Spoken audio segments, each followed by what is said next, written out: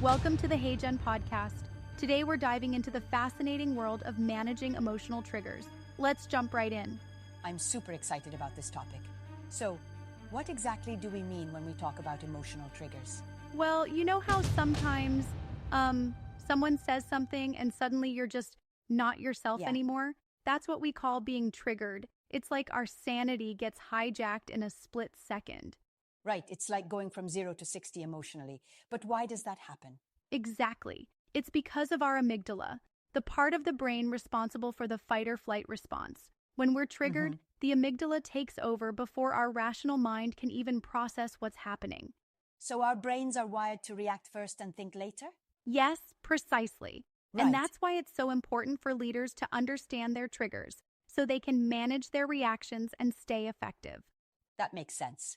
So, how do we go about understanding our own triggers? Well, the first step is getting to know what actually sets us off. You have to list out the specific events, not just your interpretations, but the observable things that trigger you. Yeah. So, instead of saying, John disrespects me, you'd note that John interrupts me before I finish speaking. Exactly. By focusing on the actual behavior, we can better understand why it hmm triggers us. Then we can map out these triggers to see the deeper feelings beneath them. Wait, mapping them out? How does that work? It's like going down an elevator shaft of emotions. You Okay. start with the immediate reaction and dig deeper to uncover the core wound at the bottom.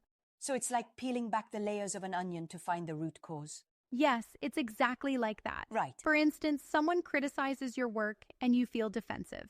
Deeper down, you might feel unworthy or fear being unlovable. Wow, that's intense. But once we know our triggers, what do we do when we're actually triggered? That's where the four-step practice of state shifting comes in. First, you name it. You acknowledge that you're triggered. hmm Just saying to yourself, I'm triggered? Exactly. Then step two is to take space appropriately. You need to avoid acting while triggered. Yeah. But how do you take space without making things worse? You have to do it gracefully. For example, say, I need a moment to collect my thoughts. Right. It's about removing yourself from the situation without escalating it. Got it. And what's step 3? Step three is to shift your state. Use techniques to calm down and regain clarity. Mm. This could be deep breathing, going for a walk, or even meditation. And then step 4 is to deal with the situation, right? Yes, once you're back in your zone of leadership, you can address the issue effectively. Yeah, that's really practical. But how do we recognize that we're triggered in the first place? There are telltale signs, physical sensations like a clenched jaw or racing heart, or mental cues like obsessive thoughts. Knowing your own signs is Right. crucial. Makes sense. So, are there tools to help shift our state more effectively? Absolutely. There are 13 tools actually, from deep breathing to self-reflection. Okay. It's about finding what works best for you. Could you give an example? Sure, one tool is self-humor. Sometimes being able to laugh at your own triggers can diffuse the tension. Yeah, I like that. But what if we're in a situation where we can't just step away?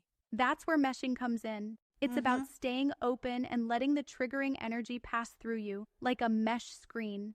So instead of resisting, we allow it to flow through. Exactly. It helps prevent the initial trigger from taking hold. Right. What about when others are triggered? How do we handle that? Great question. First, don't try to reason with them while they're triggered. Yeah. Instead, offer empathy and listen deeply. But isn't that challenging when someone's being irrational? It is, but remember, their rational mind is hijacked. By staying calm and connected, you can help de-escalate the situation. That makes a lot of sense. But, isn't there a risk of getting triggered ourselves in that process? Absolutely, and that's why self-awareness is key. We Right. need to manage our own state to effectively help others. So it's like putting on your own oxygen mask before assisting others. Exactly. Managing our triggers not only helps us, but also those around us. This is all really insightful. But I wonder, can we ever completely stop being triggered? That's a great point. It's unlikely we'll stop entirely, but we can reduce the frequency and intensity. It's about recovering faster each time. Like building a muscle over time? Yes, it's a practice. And with Right. each experience, we become more adept at handling our triggers. Well, this has been really enlightening. I feel like I have some new tools to try out. I'm glad. Remember, it's a journey. Yeah. The key is to stay curious and compassionate with ourselves. Definitely. Thanks for sharing all this. My pleasure. Let's keep practicing and supporting each other along the way.